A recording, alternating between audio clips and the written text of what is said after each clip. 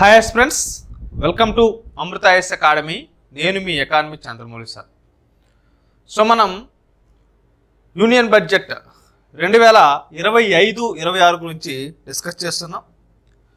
అందులో భాగంగా గత వీడియోలో మనం ఈ బడ్జెట్ ఎంత, ఈ బడ్జెట్కు సంబంధించినటువంటి అంకెల్లో ఉన్నటువంటి ఇన్ఫర్మేషన్ మనం గత వీడియోలో తెలుసుకోవడం జరిగింది.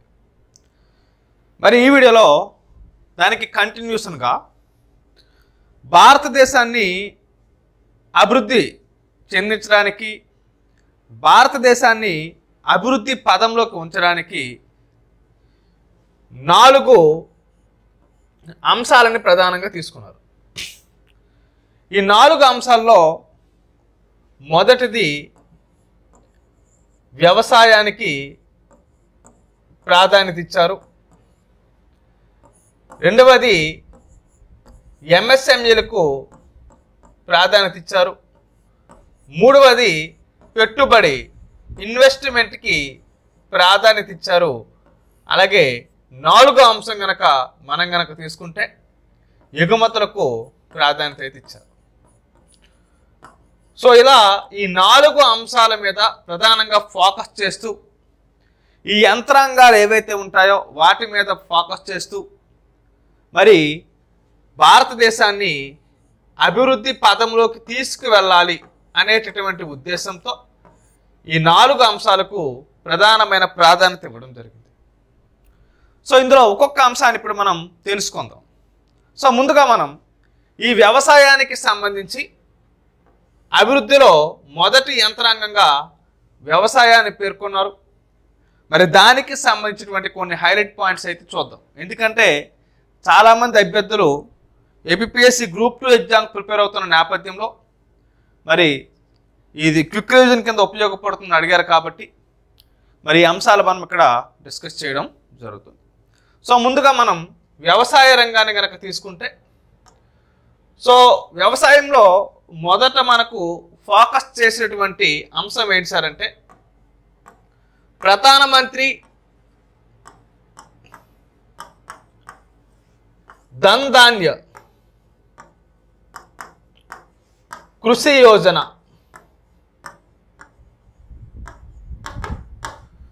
ఏంటమ్మా? ప్రధానమంత్రి ధన్ ధాన్య కృషి యోజన. ఇది అగ్రి జిల్లాల అభివృద్ధి కార్యక్రమంగా మనం ఇక్కడ చెప్పుకోవచ్చు. సో ఈ ప్రధానమంత్రి ధన్ ధాన్య కృషి యోజనలో భాగంగా ఎలా చేయనున్నారంటే, సో రాష్ట్రాల యొక్క భాగస్వామ్యంతో దీన్ని చేయనున్నారు. చేటమ్మా, రాష్ట్రాలు భాగస్వామ్యంతో ఈ ప్రధానమంత్రి ధన్ ధాన్య కృషి యోజన అనే కార్యక్రమాన్ని ఏర్పాటు చేయనున్నారు.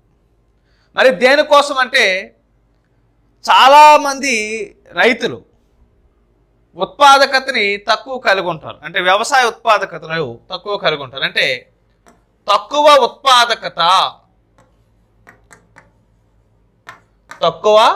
ఉత్పాదకత, అలాగే మితమైనటువంటి పంట తీవ్రత. సో ఏంటమ్మా? ఉత్పాదకత తక్కువగా ఉన్నా, పంట తీవ్రత ఏదైతే ఉంటుందో అది తక్కువగా ఉన్నా, అలాగే రుణ పరిమితి ఏదైతే ఉంటుందో ఈ రుణ పరిమితి అనేది సగటు కంటే తక్కువగా ఉన్నా, మరి ఇటువంటి 100 జిల్లాలని కవర్ చేస్తూ 1.7 కోట్ల మంది రైతులకి ప్రయోజనం చేకూరేటటువంటి విధంగా ఈ ప్రధానమంత్రి ధన్ ధాన్య కృషి యోజన అనే కార్యక్రమాన్ని మరి అమలు చేస్తున్నారు. మరి ఇది వ్యవసాయ రంగంలో అభివృద్ధి చేయడానికి, వ్యవసాయ రంగాన్ని మరింత మెరుగ్గా తీసుకురావడానికి ఈ ప్రధానమంత్రి ధన్ ధాన్య కృషి యోజన అనేటటువంటి మరి విధానాన్ని తీసుకొచ్చారనే అంశాన్ని, కార్యక్రమాన్ని తీసుకొచ్చారనే అంశాన్ని గమనించాల్సి ఉంటుంది. ఇది రాష్ట్రాల యొక్క భాగస్వామ్యంతో ఈ కార్యక్రమం రన్ అవుతుందనే అంశాన్ని గమనించాలి. తక్కువ ఉత్పాదకత, మితమైనటువంటి పంట తీవ్రత, రుణ పరిమితి సగటు అనేది తక్కువగా ఉన్నటువంటి 100 జిల్లాలను కవర్ చేస్తూ 1.7 కోట్ల మంది రైతులకు ప్రయోజనం చేకూర్చే విధంగా ఈ కార్యక్రమం అనేది ఏర్పాటు చేయడం జరిగిందనే అంశాన్ని గమనించాల్సి ఉంటుంది. మరి ఇందులో భాగంగా నెక్స్ట్ మనకు తీసుకుంది ఏంటి సార్ అంటే గ్రామీణ శ్రేయస్సు గురించి మనకు పేర్కోవడం జరిగింది. సో దేని గురించి పేర్కొన్నారమ్మా? గ్రామీణ శ్రేయస్సు, అలాగే స్థితిస్థాపకత ఏదైతే ఉంటుందో ఈ స్థితిస్థాపకతను మెరుగుపరచడం. సో మరి గ్రామీణ శ్రేయస్సు అలాగే స్థితిస్థాపకత ఏదైతే ఉంటుందో వాటిని మెరుగుపరచడం. మరి ఎలా మెరుగుపరుస్తారు సార్ అంటే నైపుణ్యాలు ఏవైతే ఉంటాయో ఈ నైపుణ్యాలు కల్పన అయితే జరుగుతుంది. అలాగే పెట్టుబడి, అలాగే సాంకేతికత. ఏంటమ్మా? నైపుణ్యాలు, పెట్టుబడి, సాంకేతికత ఏవైతే ఉన్నాయో వీటి ఆధారంగా మరి గ్రామీణ ఆర్థిక వ్యవస్థని స్టిమ్యులేట్ చేస్తారు. అంటే గ్రామీణ ఆర్థిక వ్యవస్థను ఉత్తేజపరుస్తారు.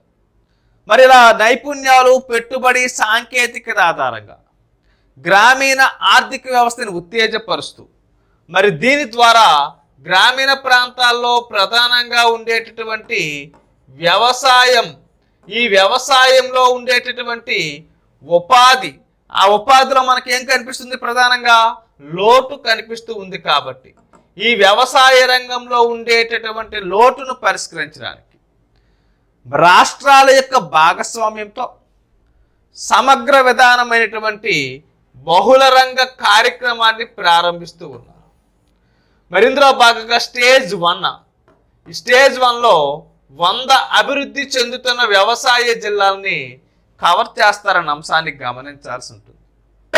సో గ్రామీణ ప్రాంతాల్లో శ్రేయస్సును పెంచాలి, అలాగే స్థితిస్థాపకతను మెరుగుపరచాలనే ఉద్దేశంతో గ్రామీణ ప్రాంతాలలో నైపుణ్య, అలాగే పెట్టుబడి, అలాగే సాంకేతికతతో కూడుకున్నటువంటి అంశాల మీద దృష్టి పెడుతూ గ్రామీణ ఆర్థిక వ్యవస్థని ఉత్తేజపరుస్తూ ఉంటారు.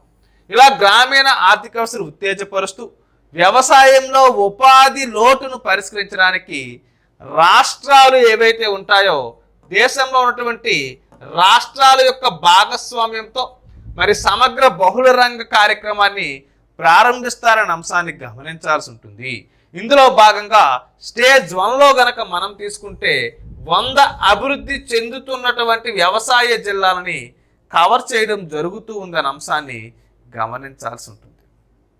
సో మరి నెక్స్ట్ అంశం దేనికి ఫోకస్ చేశారంటే మనకు పప్పు ధాన్యాల మీద ఫోకస్ చేయడం జరిగింది. మరి పప్పు ధాన్యాల్లో ఆత్మనిర్భరత సాధించాలి అని లక్ష్యంగా పెట్టుకోవడం జరిగిందనే అంశాన్ని గమనించాల్సి ఉంటుంది. సో ఏంటమ్మా? పప్పు ధాన్యాలు, ఇందులో ఆత్మ నిర్భరత అనేది సాధించాలి.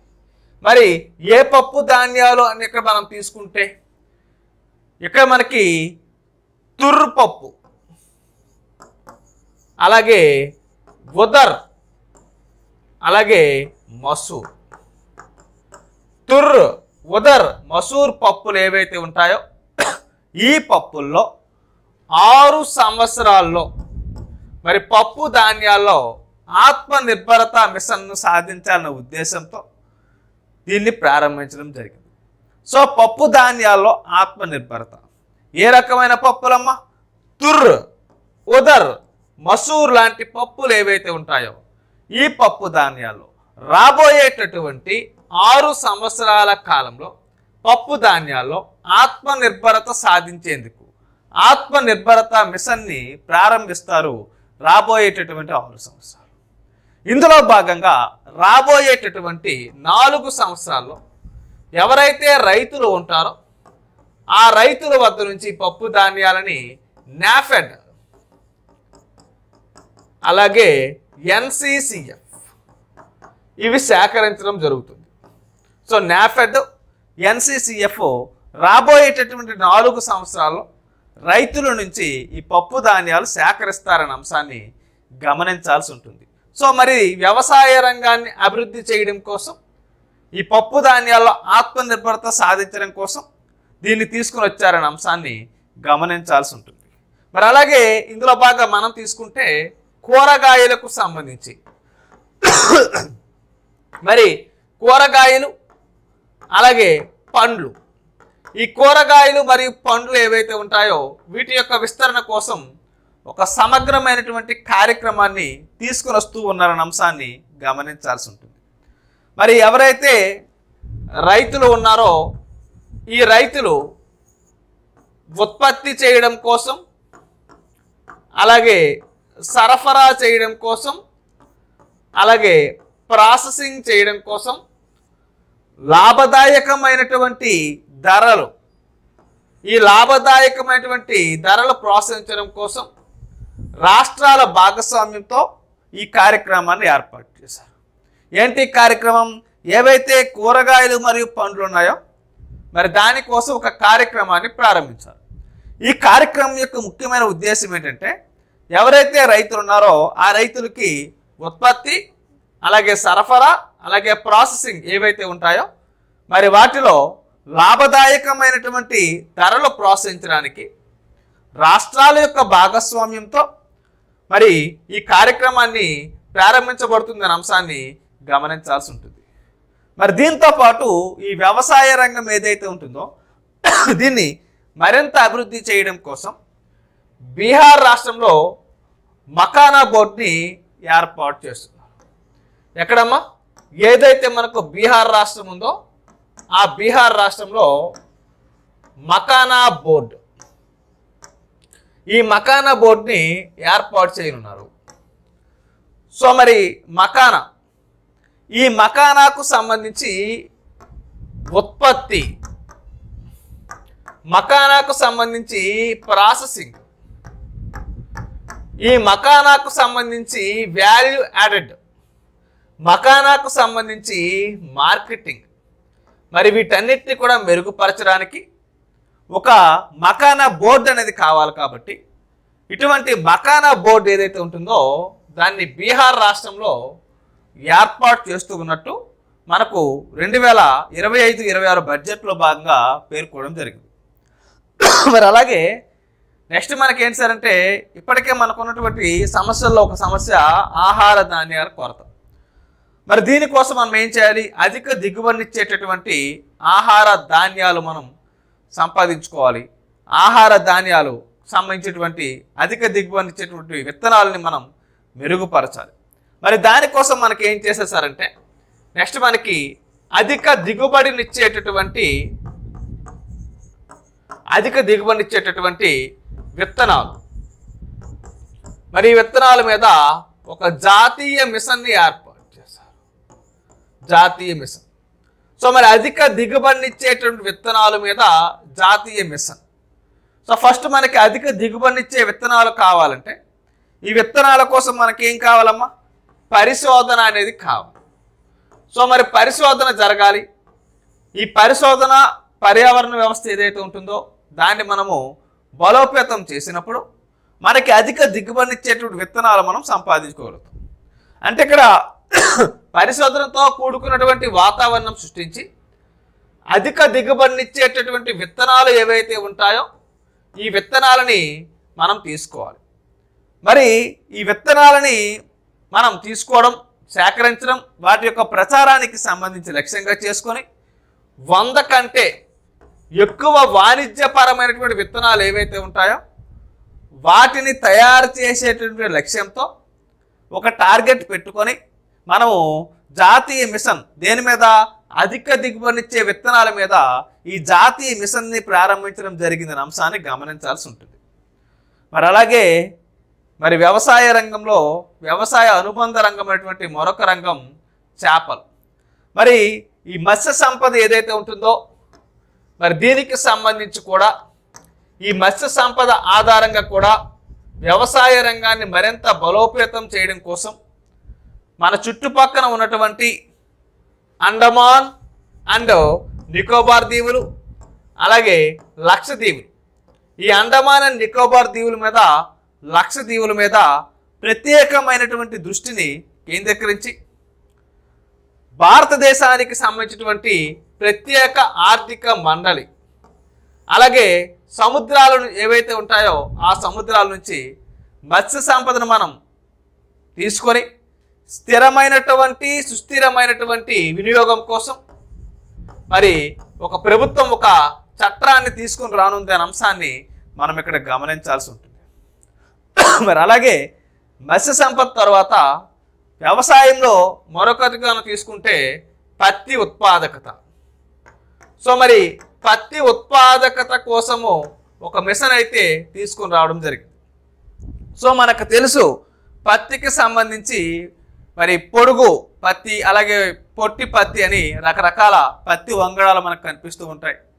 మరి పత్తి సాగు ఏదైతే ఉంటుందో ఆ పత్తి సాగులో మనం స్థిరమైనటువంటి గణనీయమైనటువంటి సాగు విధానాలు తీసుకొచ్చి మరి పత్తిలో కనుక మనం తీసుకుంటే పత్తిలో స్థిరమైనటువంటి పెరుగుదలను మనం మెరుగుపరచడం ఆధారంగా పత్తిలో మనం పొడవైనటువంటి పత్తి, ఈ పొడవైనటువంటి పత్తి వంగడం ఏదైతే ఉంటుందో దీనికి చాలా గిరాకీ ఉంది కాబట్టి ఈ ప్రధానంగా పొడవైనటువంటి పత్తిని ప్రోత్సహించడానికి 5 సంవత్సరాల కాలానికి ఈ మిషన్ ప్రారంభించడం జరిగింది. అదే పత్తి ఉత్పాదకత కోసం మిషన్ అనే అంశాన్ని గమనించాల్సి ఉంటుంది. అలాగే ఎవరైతే రైతులు ఉన్నారో ఈ రైతులందరికీ కూడా మనం కనుక గమనిస్తే మరి పెట్టుబడి సహాయం కింద డబ్బులు కావాల్సి వస్తుంది కాబట్టి అటువంటి వారి కోసం గతంలో మనకు కిసాన్ క్రెడిట్ కార్డ్స్ అనేవి పెట్టడం జరిగింది. సో మరి కిసాన్ క్రెడిట్ కార్డ్స్ ఏవైతే ఉంటాయో దీనికి ఒక కొంత పరిమితి ఉంటుంది. ఆ పరిమితి ఆధారంగా క్రెడిట్ని ఆ రైతు ఉపయోగించుకోవచ్చు. అయితే ఇప్పుడు ఈ కిసాన్ క్రెడిట్ కార్డ్స్ ఏవైతే ఉంటాయో దీని ద్వారా తీసుకున్నటువంటి రుణం ఏదైతే ఉంటుందో ఆ రుణాలకు సంబంధించినటువంటి వడ్డీ రాయితీ పథకం అయితే ఉంది. ఈ వడ్డీ రాయితీ పథకం ఏదైతే ఉంటుందో దీని కింద రుణ పరిమితి లక్ష్యం అనేది కనుక మనం తీసుకుంటే 3 లక్షల రూపాయల నుంచి 5 లక్షల రూపాయలకి పెంచాలి అని ఇందులో భాగంగా మనకు పేర్కొన్నారు. సో కిసాన్ క్రెడిట్ కార్డు యొక్క రుణ పరిమితి 3 లక్షల రూపాయల నుంచి 5 లక్షల రూపాయల వరకు పెంచుతూ ఉన్నారన్న అంశాన్ని గమనించాల్సి ఉంటుంది. మరి అలాగే మనం తీసుకుంటే అస్సాం, ఈ అస్సాం స్టేట్లో కనుక మనం తీసుకునేటప్పుడు యూరియా ప్లాంట్ ఎక్కడమ్మా? అస్సాం స్టేట్లో మనకి యూరియా ప్లాంట్. మరి అస్సాం రాష్ట్రంలో గనక మనం గనక తీసుకుంటే 12.7 లక్షల మెట్రిక్ టన్నుల వార్షిక సామర్థ్యం కలిగినటువంటి యూరియా ప్లాంట్ని ఏర్పాటు చేయడానికి మరి బడ్జెట్లో భాగంగా ప్రతిపాదన జరిగింది అనే అంశాన్ని గమనించాల్సి ఉంటుంది. సో అస్సాంలో ఏంటమ్మా యూరియా ప్లాంట్ ఏర్పాటు చేయడానికి ఎంత సామర్థ్యంతో 12.7 లక్షల మెట్రిక్ టన్నుల సామర్థ్యంతో ఒక ప్లాంట్ని ఏర్పాటు చేయాలని లక్ష్యంగా పెట్టుకున్నారన్న అంశాన్ని గమనించాల్సి ఉంటుంది. సో ఇది మనకేంటి సార్ అంటే ఈ అభివృద్ధి చెందడానికి మొదట మనం వ్యవసాయ రంగానికి సంబంధించి మనం ఆయా అంశాల మీద ఫోకస్ చేయడం జరుగుతుందన్న అంశాన్ని గమనించాల్సి ఉంటుంది. మరి నెక్స్ట్ మనం తెలుసుకున్న అంశం ఏంటి?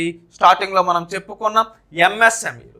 మరి అభివృద్ధిలో భాగంగా అభివృద్ధి చెందడానికి మరొక అంశం ఎంఎస్ఎంఈలు ఏవైతే ఉంటాయో ఈ ఎంఎస్ఎంఈల మీద ఫోకస్ చేయడం జరిగింది. సో ఇది ఈ సెకండ్ ఇంజన్గా మనం ఇక్కడ చెప్పుకోవాల్సి ఉంటుంది. సో ఫస్ట్ ఇంజన్ మనకి వ్యవసాయ రంగం కేటాయిస్తే సెకండ్ ఇంజన్ మనకి ఎంఎస్ఎంఈలకు కేటాయించడం జరిగిందనే అంశాన్ని గమనించాల్సి ఉంటుంది. సో మరి ఎంఎస్ఎంఈలు అనగానే మనందరికీ తెలుసు సూక్ష్మ చిన్న మధ్య తరహా పరిశ్రమలు ఏవైతే ఉంటాయో వాటికి సంబంధించిన అంశాలు మనకి ఇందులో ఉంటాయనే అంశాన్ని గమనించాల్సి ఉంటుంది. మరి దీనికి సంబంధించి వర్గీకరణ అనేది ఉంటుంది. అంటే పెట్టుబడి ఎంత ఉండాలి, టర్న్ ఓవర్ ఎంత ఉండాలి అనే అంశాల మీద మరి ఉత్పత్తి సామర్థ్యాలనే అంశాల మీద చేసుకుంటూ మనకి ఎంఎస్ఎంఈల యొక్క వర్గీకరణ అనేది జరుగుతుంది అనే అంశాన్ని గమనించాల్సి ఉంటుంది.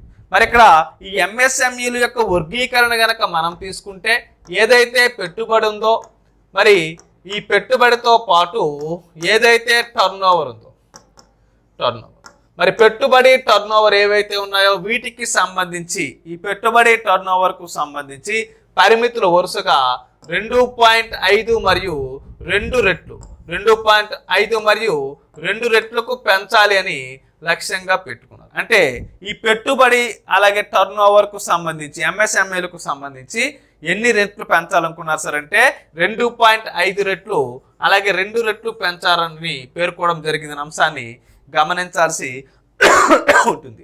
అలాగే మనకి నెక్స్ట్ ఇందులో అంశం ఏంటి సార్ అంటే ఇక్కడ మనకి మైక్రో ఎంటర్ప్రైజెస్ ఏవైతే ఉంటాయో మరి మైక్రో ఎంటర్ప్రైజెస్ మీద క్రెడిట్ కార్డుల గురించి పేర్కోవడం జరిగింది.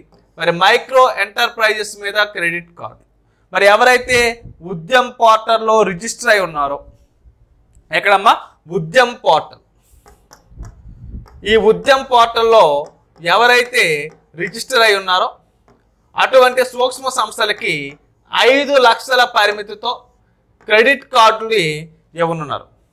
మరి ఈ క్రెడిట్ కార్డులు కనుక తీసుకుంటే మొదటి సంవత్సరంలో 10 లక్షల కార్డులు జారీ చేయబడతాయని మనకు పేర్కోవడం జరిగింది.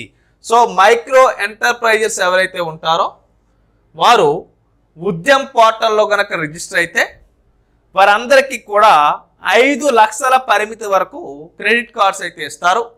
మరి దీని యొక్క పరిమితి మొదటి 10 లక్షల కార్డులు జారీ చేయబడితే మొదటి సంవత్సరంలోని అంశాన్ని గమనించాల్సి ఉంటుంది. మరి అలాగే నెక్స్ట్ మనకు తీసుకుంటే స్టార్టప్స్, ఈ స్టార్టప్స్ ఏవైతే ఉంటాయో మరి వాటి కోసము ఒక నిధిని అయితే తీసుకుని రావడం జరిగింది.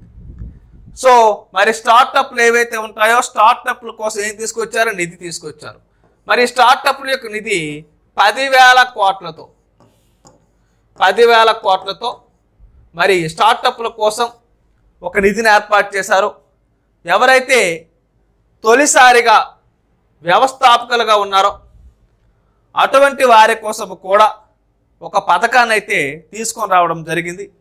మరి ఇందులో భాగంగా 5 లక్షల మంది మహిళలు అలాగే షెడ్యూల్డ్ కులాలు షెడ్యూల్డ్ తెగలకు చెందినటువంటి మొదటి వ్యవస్థాపకులు ఎవరైతే ఉంటారో వారికి రాబోయేటటువంటి 5 సంవత్సరాల కాలానికి 2 కోట్ల వరకు టర్న్ ఓవర్ లోన్లు, 2 కోట్ల వరకు term loans, so term loans ఇవ్వడానికి ఒక పథకాన్ని అయితే తీసుకొని రావడం జరిగింది. సో ఎవరైతే స్టార్టప్స్ ఏర్పాటు చేస్తున్నారో మరి వారి కోసం ఒక నిధిని ఏర్పాటు చేశారు. ఇందులో భాగంగా మరి 10,000 కోట్ల రూపాయలతో మరి దీని యొక్క పరిధిని విస్తరించడం జరిగింది. తొలిసారిగా ఎవరైతే వ్యవస్థాపకులుగా మారుతున్నారో ఎంటర్ప్రెన్యూర్స్గా మారుతున్నారో అటువంటి 5 లక్షల మంది మహిళలు షెడ్యూల్డ్ కులాలు షెడ్యూల్డ్ తెగలకు చెందినటువంటి వారు ఎవరైతే ఉంటారో మొదటిసారి వ్యవస్థాపకులుగా ఎవరైతే మారుతున్నారో వారికి రాబోయేటటువంటి 5 సంవత్సరాల కాలానికి 2 కోట్ల వరకు టర్మ్ లోన్స్, కాలపరిమితి కలిగినటువంటి లోన్స్ ఏవైతే ఉంటాయో మరి లోన్స్ని ఇవ్వడానికి ఒక కొత్త పథకాన్ని తీసుకొని రావడం జరిగిందనే అంశాన్ని గమనించాల్సి ఉంటుంది. అలాగే మనం తీసుకుంటే పాదరక్షకులు అంటే మనం ధరించేటువంటి చెప్పులు, షూస్ ఏవైతే ఉంటాయో అవికి సంబంధించి, అలాగే తోలు రంగాలు, మరి పాదరక్షకులు తోలు రంగాలకు సంబంధించి మరి వీటి మీద ఫోకస్ చేసేటటువంటి ఒక ఉత్పత్తి పథకాన్ని అయితే తీసుకొని రావడం జరిగింది. ఫోకస్ ఉత్పత్తి పథకం. మరి ఇక్కడ భారతదేశంలో కనుక మనం తీసుకుంటే ఈ పాదరక్షలు కావచ్చు తోలు రంగాలు కావచ్చు మరి దీనికి సంబంధించి వీటి యొక్క ఉత్పత్తి అలాగే నాణ్యత అలాగే పోటీతత్వం మరి వీటిని పెంపొందించడానికి 22 లక్షల మందికి ఉపాధిని కల్పించడానికి 22 లక్షల మందికి ఉపాధిని సులభతరం చేయడానికి 4 లక్షల కోట్లు టర్న్ ఓవర్ అలాగే 11 అంటే 1.1 లక్షల కోట్లకు పైగా 4 లక్షల కోట్ల టర్న్ ఓవర్ 1.1 లక్షల కోట్లు ఎగుమతులను ఉత్పత్తి చేయడానికి ఒక ఫోకస్డ్ ఉత్పత్తి పథకాన్ని ప్రకటించడం జరిగింది. సో పాదరక్షకులు అలాగే తోలు రంగాల్లో ఫోకస్ ఉత్పత్తి పథకాన్ని తీసుకురావడం జరిగింది అంశాన్ని గమనించాల్సి ఉంటుంది. మరి ఈ పాదరక్షకులు తోలు రంగాలకు సంబంధించి ఉత్పత్తిని అలాగే నాణ్యతని అలాగే పోటీతత్వాన్ని పెంపొందించడానికి ఎగుమతులు ఏవైతే ఉంటాయో ఆ ఎగుమతులు మనం ప్రోత్సహించడానికి 22 లక్షల మంది ఎవరైతే ఉంటారో ఆ 22 లక్షల మందికి ఉపాధిని సులభతరం చేయడానికి 4 లక్షల కోట్లు ఏంటమ్మా 4 లక్షల కోట్లు టర్నోవర్ అలాగే 1.1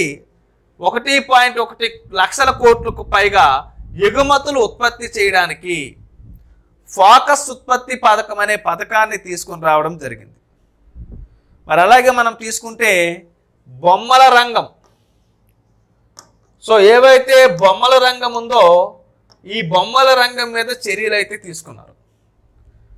భారతదేశంలో ప్రధానంగా మనం తీసుకుంటే బొమ్మల రంగాన్ని కేంద్రంగా తీర్చిదిద్దడానికి భారతదేశంలో బొమ్మల రంగాన్ని కేంద్రంగా తీర్చిదిద్దడానికి అధిక నాణ్యత కలిగినటువంటి బొమ్మల్ని తయారు చేసే విధంగా ప్రత్యేకమైనటువంటి వినూత్నమైనటువంటి బొమ్మలు తయారు చేసే విధంగా స్థిరమైనటువంటి బొమ్మలు రూపొందించడానికి ఒక పథకాన్ని తీసుకొచ్చారు.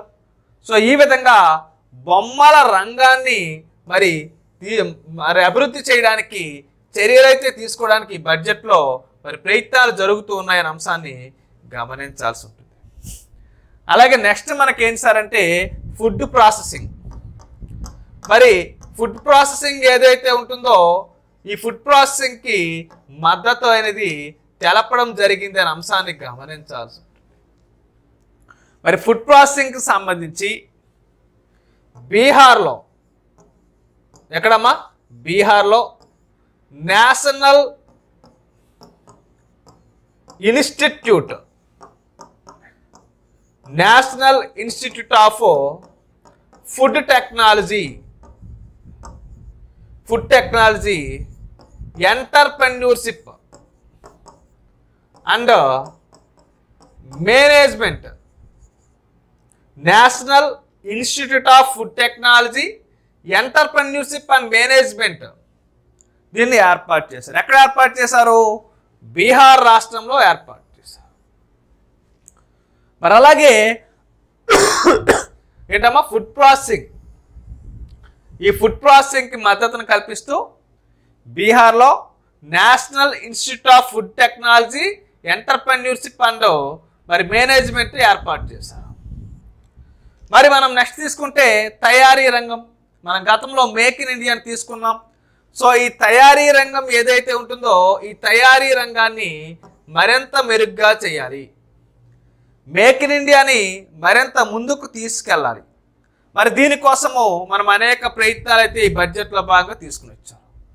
సో మేక్ ఇన్ ఇండియాని మనం ముందుకు తీసుకెళ్ళాలి, తయారీ రంగాన్ని మనం ముందుకు తీసుకెళ్లాలంటే ఏవైతే చిన్న మధ్య తరహా పరిశ్రమలు ఏవైతే ఉంటాయో అవి బలంగా ఉండేటప్పుడు మరి దేశం అభివృద్ధి చెందుతూ ఉంది. కాబట్టి ఎంఎస్ఎంఈలను కలుపుకొని దేశ అభివృద్ధికి దోహదపడుతూ ఒక జాతీయ తయారీ మిషన్ ఏదైతే ఉంటుందో దీన్ని ప్రారంభించడం జరిగిందనే అంశాన్ని గమనించాల్సి ఉంటుంది. సో ఇక్కడికి మనకేంటి సార్ అంటే ఈ వ్యవసాయానికి సంబంధించి ఎంఎస్ఎంఈలకు సంబంధించి ఇక్కడ మనకి 2 అభివృద్ధి అంశాలు, 2 ఇంజన్స్ మనం ఇక్కడ చెప్పుకోవడం జరిగింది. సో నెక్స్ట్ మనకి పెట్టుబడికి సంబంధించి తీసుకుంటే ఈ పెట్టుబడికి సంబంధించి మళ్ళీ మనకి 3 రకాలుగా పెట్టుబడిని వర్గీకరించారు. అలాగే ఎగుమతులకు సంబంధించి మరికొన్ని అంశాల గురించి పేర్కొన్నారు. సో ఆ 2 అంశాలు కూడా చెప్పుకున్నట్లయితే ఈ కాన్సెప్ట్ అనేది మనకు కంప్లీట్ అయిపోతుంది. సో ఆ 2 అంశాలు పెట్టుబడి ఎగుమతులు ఏవైతే ఉంటాయో వాటిని మనం నెక్స్ట్ వీడియోలో తెలుసుకునే ప్రయత్నం చేద్దాం. సో ఈ వీడియో ఎంతవరకు చూసారంటే మీకు అర్థమైందని అర్థం. కాబట్టి ఎవరైతే అభ్యర్థులు ఎంతవరకు వీడియో చూసారో ఖచ్చితంగా లైక్ చేయండి, అలాగే షేర్ చేయండి. ఏవైనా డౌట్స్ ఉంటే కామెంట్ బాక్స్లో కామెంట్ అయితే చేయండి. మరి నెక్స్ట్ వీడియోలో మళ్ళీ కలుద్దాం. Thank you.